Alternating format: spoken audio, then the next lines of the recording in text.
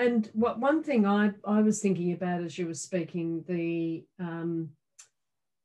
like making mistakes, having permission to make mistakes and learning from that. And one of the messages I got it from the book is you're always checking and measuring, and you're seeing how that went and what the results were with that. And then you tweak it a bit and you do a change order and you have another conversation. It's not a fixed fee, static thing like that necessarily. It's something that you need to be constantly monitoring. Is that right? That's right. And, here's where accountants have a huge advantage over all the other professions that I talk about in the book, the lawyers, the advertising agencies. Those professions tend to be project based, right? You don't get a divorce every year.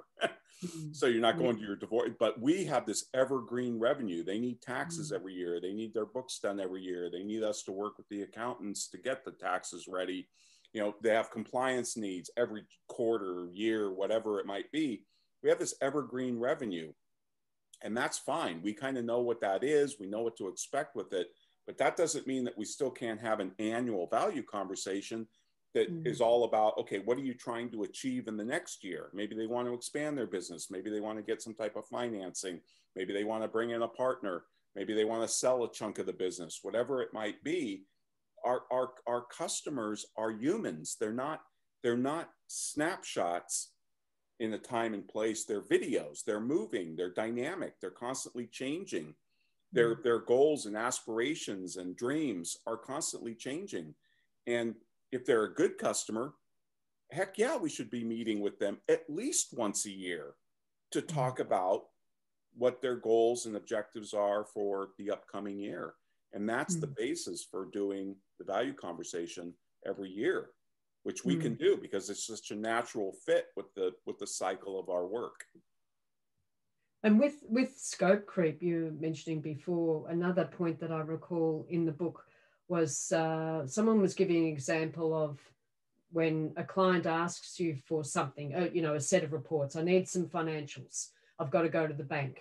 And what we normally do by default is go, yeah, sure, I can do that for you. And off we go and spit out these financial reports and give it to them. Whereas the example that you gave was the person asked the client, oh yeah, I can do that, sure.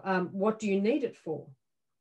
And then they found out that the client said, oh, look, I need to go to the bank to get a loan because I'm going to buy this huge piece of equipment.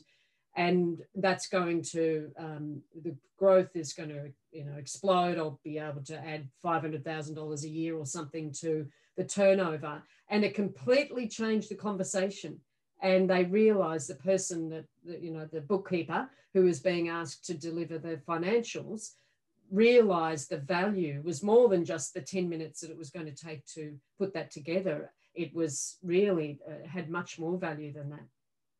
Yeah, no, it's a great point. I think there's another story in the book too, because it's always stuck with me. One of my colleagues, a client came to him and said, I need to have some financials for my banker. And he asked them, and what for? What's the objective of that? He says, well, I've got this loan with my banker, this line of credit, I can't remember. And he said, I violate some of the covenants of this agreement because I've got a weird cash flow. It's very cyclical. And sometimes I just can't make the covenants.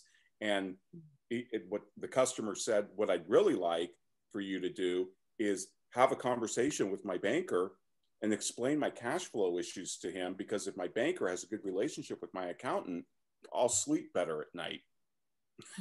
Well, that puts a whole different value now on that conversation, that relationship, and it takes the focus off of the financial statement, the piece of paper, and puts it on the relationship where it should be.